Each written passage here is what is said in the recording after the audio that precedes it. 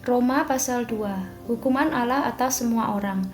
Karena itu, hai manusia, siapapun juga engkau yang menghakimi orang lain, engkau sendiri tidak bebas dari salah.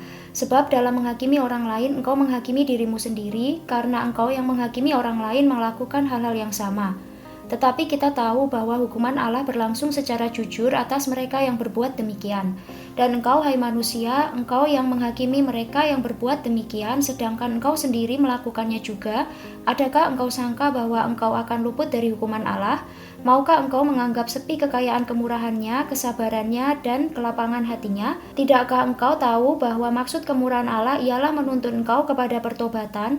Tetapi oleh kekerasan hatimu yang tidak mau bertobat, engkau menimbun murka atas dirimu sendiri pada hari waktu mana murka dan hukuman Allah yang adil akan dinyatakan. Ia akan membalas setiap orang menurut perbuatannya, yaitu hidup kekal kepada mereka yang dengan tekun berbuat baik, mencari kemuliaan, kehormatan, dan ketidakbinasaan, tetapi murka dan geram kepada mereka yang mencari kepentingan sendiri, yang tidak taat kepada kebenaran, melainkan taat kepada kelaliman.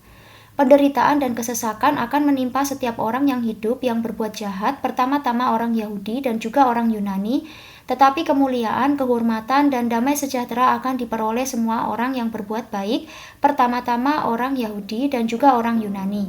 Sebab Allah tidak memandang bulu. Sebab semua orang yang berdosa tanpa hukum Taurat akan binasa tanpa hukum Taurat, dan semua orang yang berdosa di bawah hukum Taurat akan dihakimi oleh hukum Taurat.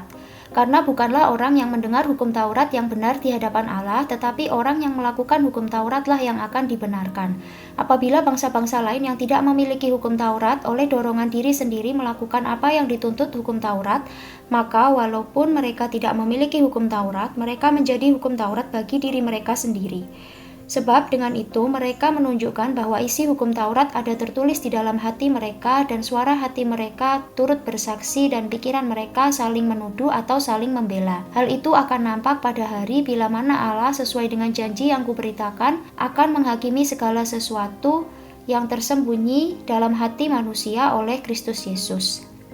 Hukum Taurat dan sunat tidak menyelamatkan orang Yahudi. Tetapi jika kamu menyebut dirimu orang Yahudi dan bersandar kepada hukum Taurat, bermegah dalam Allah, dan tahu akan kehendaknya, dan oleh karena diajar dalam hukum Taurat dapat tahu mana yang baik dan mana yang tidak, dan yakin bahwa engkau adalah penuntun orang buta dan terang bagi mereka yang di dalam kegelapan, pendidik orang bodoh dan pengajar orang yang belum dewasa, karena dalam hukum Taurat engkau memiliki kegenapan segala kepandaian dan kebenaran.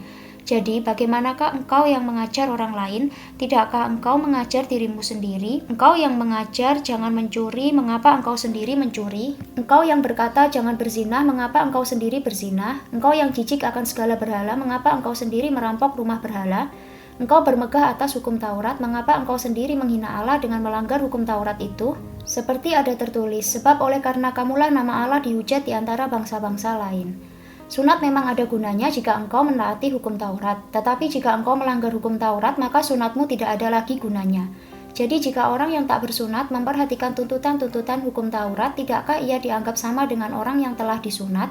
Jika demikian, maka orang yang tak bersunat tetapi yang melakukan hukum Taurat akan menghakimi kamu yang mempunyai hukum tertulis dan sunat, tetapi yang melanggar hukum Taurat. Sebab yang disebut Yahudi bukanlah orang yang lahiriah Yahudi, dan yang disebut sunat bukanlah sunat yang dilangsungkan secara lahiriah.